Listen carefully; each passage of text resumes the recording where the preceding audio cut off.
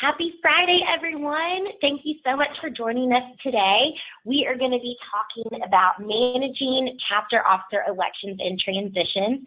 I know right now is a very busy time for all of our StudentCPT chapters, and we just wanted to give you this little resource for you to take back to your schools and to your chapter members and review this before people start, A, deciding if they want to be an officer, and B, just to give you a little bit of context around why we do officer elections and what you can expect. So let's go ahead and get started.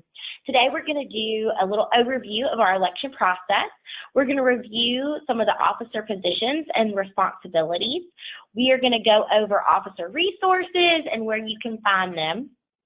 And then finally, we're going to go over some tips on how to manage those officer transitions. So the election process, it is going to be held right now during the months of March and April, and we do that just to make sure that we have enough time for that transition period to happen. So the old officers are learning the new officers are learning from the current officers, and it's just a great way for them to see exactly what they're going to be getting into and exactly what they can expect when they officially take on their positions in the fall. So officers will hold their position for 1 year. That's an academic term, fall to spring. And chapter advisors are supposed to supervise in this election process, count ballots, and just make sure that Robert's Rules of Order are maintained. And any member in good standing can actually be nominated, and this is including from the floor. So, maybe someone is sitting at the floor and they're like, you know what, I think I would be a really great secretary. They are more than welcome to raise their hand and be considered as well. A couple tips to remember. A quorum must be present for voting to take place. So that consists of 1/3 of all chapter members and one officer. So that's why that is so important in getting your rosters to us and making sure your roster is up to date and you know exactly who is on your roster. A quorum, this is just a little note, for any decisions made by the Executive Council must consist of at least 3 officers, and we're going to talk about officers in just a minute in those positions.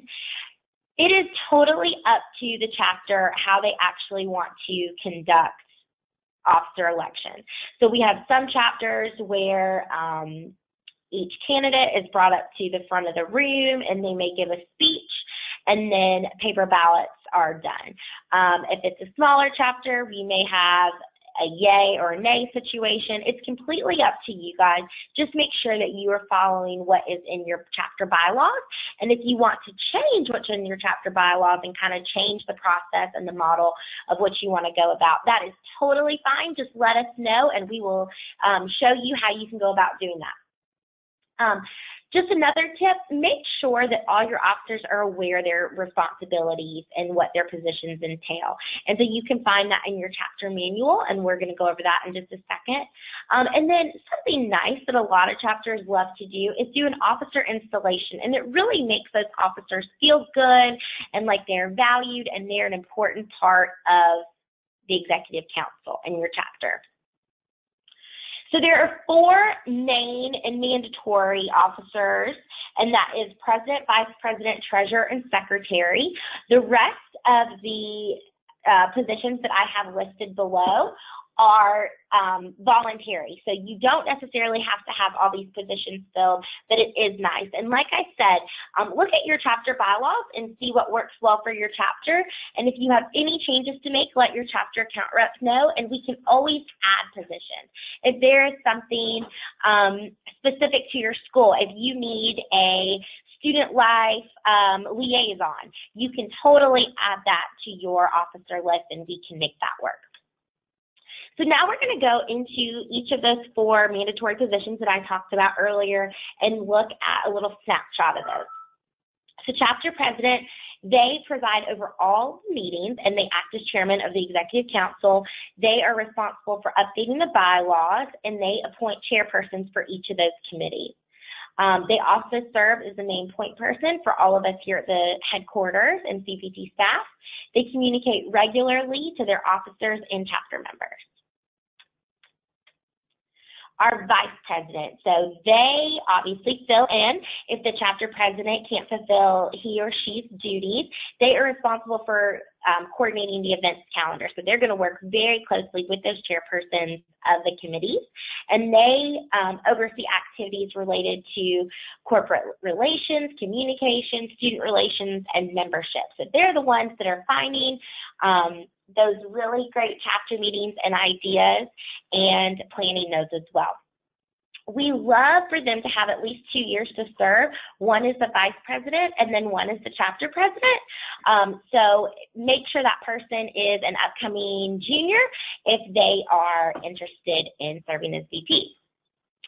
So the quick little secretary snapshot, they are responsible for taking minutes and distributing meeting agendas. They also are the ones for keeping up with the chapter roster like we talked about, circulating sign-in sheets, and any sign-up sheets for any events that you guys may have outside of the StudentCPT. They are responsible for seeing all activities under the Director of IT and also the Director of Communications. Treasurer snapshot. So these guys work very closely with staff at the national headquarters. They are the ones that are going to establish a budget for your chapter, and they also distribute and manage all chapter funds. And so they're making sure people are keeping up with their dues, making sure reimbursements are happening if you guys have to pay for anything up front.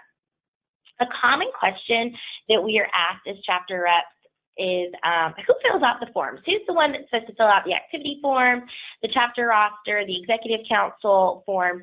And that is completely up to however you want your chapter to run. Most of the time, it is the president or vice president, but also that can fall under the director of communications or secretary. So make sure you talk to your officers and really make sure that you establish that responsibility and who is going to handle that duty. So where can you find all these resources to train your officers? Flash chats, like you're on now, is a fabulous, fabulous resource that we provide to you guys a couple times a semester, really trying to dive deep into certain aspects of running a chapter smoothly. Your chapter manual, you can refer to page 12. They have tons of just ideas and recommendations on how to go about chapter elections and a little bit more information about the responsibilities that fall under each officer. StudentCPT.org. You can learn from SLC attendees and past officers, getting that hands-on training from them. We go over a lot of chapter development information at the leadership conference. And then Robert's Rules of Order, we talked about that a little bit earlier. So here's a little bit of what we expect from our officers. Email responses within 48 hours or 2 business days. We expect you guys to train the next batch of incoming officers and understanding and commitment to complying to the chapter performance levels. So those are posted on our website. We make sure that our officers get those by email or in hand in the chapter manual a couple times a year, maintaining responsibility for what that actual officer description is, completing reports on time, and also keeping in good faith with the StudentCPT and our mission. So here's what you guys can expect from us. And here's a little photo of Ryan, Sydney, and I, and we are your chapter reps, assistance with reimbursements, marketing materials, flyers, pop-up banners, tablecloths, whatever you guys need, let us know, and we can make sure we get that ordered for you. Membership and recruitment tips and tricks. You can also expect email responses from us within 48 business hours. Monthly contact calls, just to kind of check in and see how we can be of assistance to you guys. We can also help you book speakers and locate speakers in your college town or nearby towns. And then anything else you need to help maintain your StudentCPT chapter and make it run smoothly. Well, I just want to say thank you guys so much for joining us today. A quick friendly reminder, don't forget to submit your officer rosters as soon as you complete your elections, and we are so excited to work with our new batch of officers next year. And if you have any fall flash chat ideas, feel free to email us at info@bcpt.org. Have a good one, guys.